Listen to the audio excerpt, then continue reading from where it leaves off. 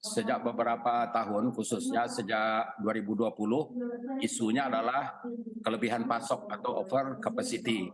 Tetapi kalau saya melihat, tadi data yang disampaikan, kalau data yang saya pegang dari pemberitaan terakhir, pertumbuhan tahun 2022 itu 6,15%. Itu dari pelaksana tugas Dirjen Ketenagalistrikan. 6,15%, jadi bukan 4, sekian persen.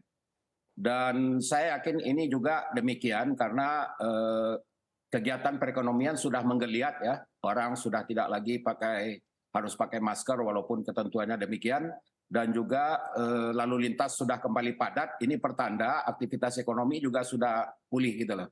Nah, tentang kelebihan kapasitas menurut saya itu isunya terlalu dibesarkan dan memang kelebihan itu karena mungkin untuk alasan kok biaya tinggi, jadi kita kelebihan kapasitas itu. Memang kelebihan juga ada, tetapi kalau kita mereferensi ke beberapa negara lain, kalau reserve margin itu ada 50%, itu juga bisa dianggap normal. Misalnya di Singapura. Di Singapura dulu ketika saya menjabat, dia punya pembangkit 8.000 MW, beban puncaknya 5.000, jadi reserve-nya 60% itu oke aja.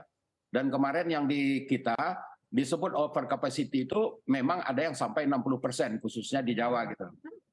Sedangkan di beberapa tempat kita juga kekurangan. Jadi menurut saya over capacity ini, kalaupun juga dianggap over dari 40% mungkin ya, normalnya 40% untuk mengcover pertumbuhan, untuk mengcover pemeliharaan gangguan ya dan sebagainya, atau juga unit tua. Jadi dalam 2 tahun ke depan saya yakin ini harusnya sudah diperkirakan sudah nggak ada over capacity. Nah ini tentu tidak menghambat pengembangan energi terbarukan, karena salah satu yang kita dengar saat ini itu over capacity, jadi energi terbarukan nggak bisa masuk, itu kan isunya. Herman, sebetulnya Anda dari DEN sendiri memproyeksikan target 35 gigawatt ini kapan akan bisa diraih, dan sebetulnya juga untuk angka dari oversupply yang ada di Indonesia ada di angka berapa sih Pak Herman? Ya, fungsi DEN tidak sampai dengan menentukan berapa ya angkanya, lebih kepada arahan. Jadi arahan dari DEN itu adalah memaksimalkan energi terbarukan. Jadi itu yang perlu diperhatikan dalam pengembangan ketenagalistrikan gitu.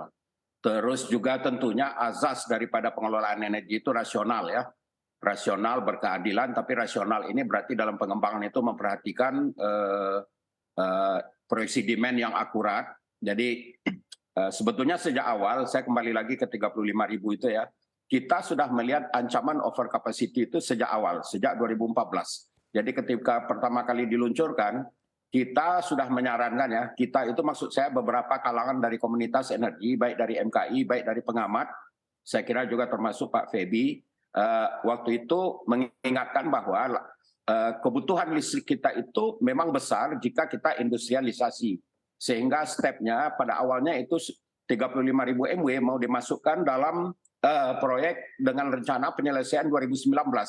Andaikan benar-benar selesai 2019, over capacity-nya bukan lagi over, tapi very over gitu ya, mungkin ya.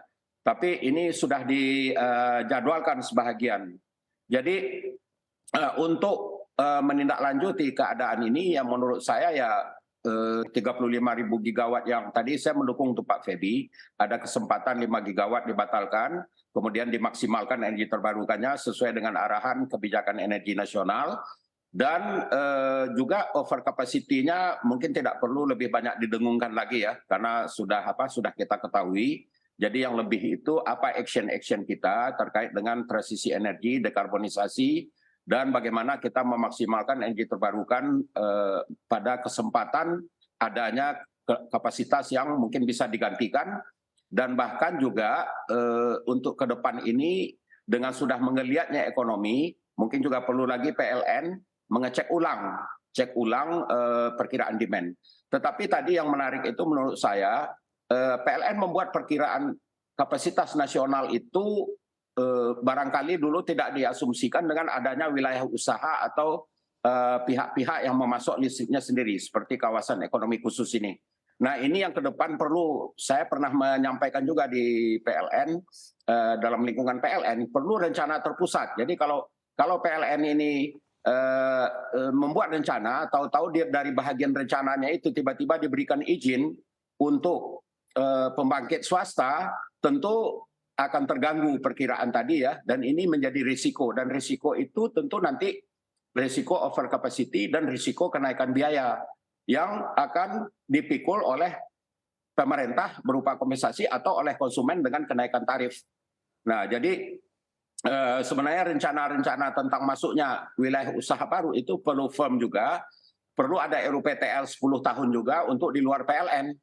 Sehingga waktu PLN membuat RUPTL 10 tahun itu di-match dengan RUPTL 10 tahun di luar PLN, entah siapa yang buat, tapi akan kita punya Dirjen Ketenagalistrikan.